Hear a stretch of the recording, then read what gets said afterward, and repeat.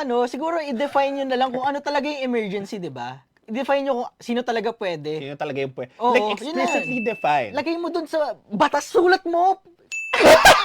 Sulat mo. Ganun lang ngayon eh. Kasi hindi naman na kailangan ilista mo na lang, di ba? Para hindi nga magulo. At bukod, ako, dagdag ko lang sa partner, no? At bukod sa paglilista ko ano yung mga sakyan ba pwede, yung mga situation. Oo, Okay, like kunyari, pag ambulansya, kahit anong mangyari, dapat explicitly nakalagay doon, kahit anong mangyari, padaanin mo na. Oo. Di ba? Hindi porket sinilip mo, amo ko walang sakay.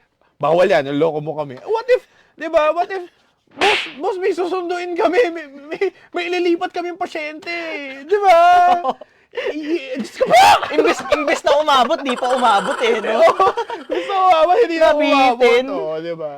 Di ba? So, yun lang. Hindi ko alam bakit ganito yung mga Pinoy. Kailangan nyo lang maging ano, alam mo Kailangan mo yun, simplihan mo lang. Simplihan mo lang. Simple at saka specific. Oo, simple and specific. Hindi na kailangan ng, ito gagawin natin, counterflow. Hindi, ito gagawin natin. Hindi, simple lang. Bawal kahit sino sa EDSA bus lane. Nakasulat na, bus lane. Except for emergencies like ambulances, fire trucks. Fire trucks, lalo na. Ambulances, fire trucks, okay. Baka